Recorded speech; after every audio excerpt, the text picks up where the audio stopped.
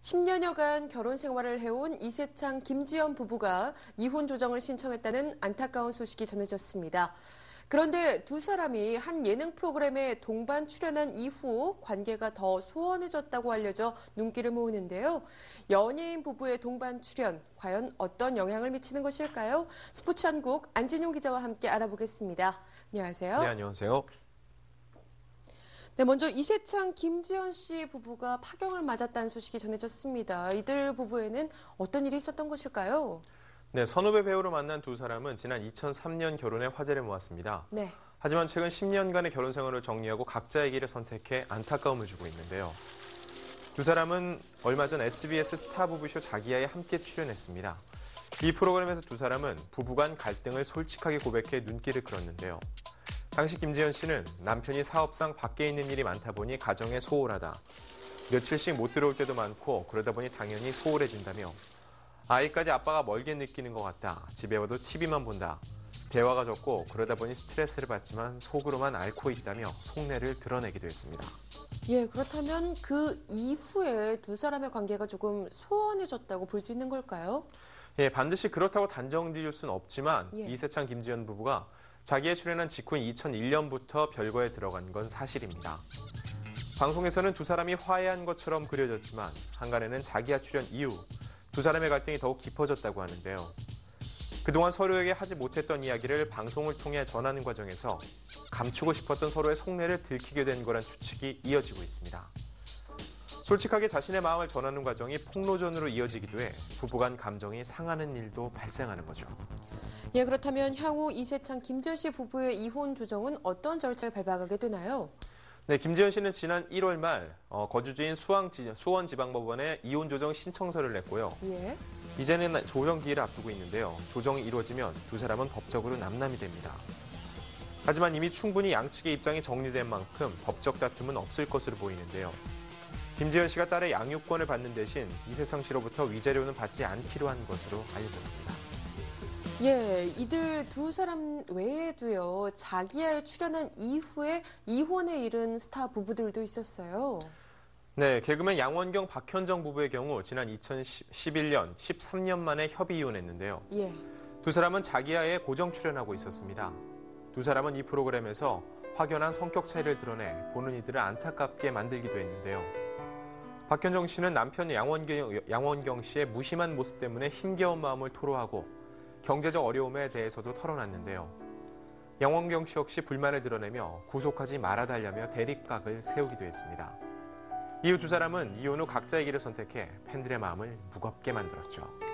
예, 참 안타까운 소식입니다. 이 외에도 자기야에 출연한 이후에 파경을 맞은 스타 커플들이 있다고요? 네, 맞습니다. 배우 김혜영 씨는 3년간 결혼 생활을 유지해온 배우 김성태 씨와 지난해 이혼했고요. 예. 이혼하기 전 두 사람은 자기야에 출연해 애정을 과시하기도 했었습니다. 그룹 듀크 출신 가수 김지훈 씨 역시 전 부인과 자기야에 출연해 찰떡궁합을 자랑하며 주위에 부러움을 샀는데요. 하지만 이후 김지훈 씨가 마약 사건에 휘말리며 우여곡절 끝에 2010년 이혼에 이르렀습니다.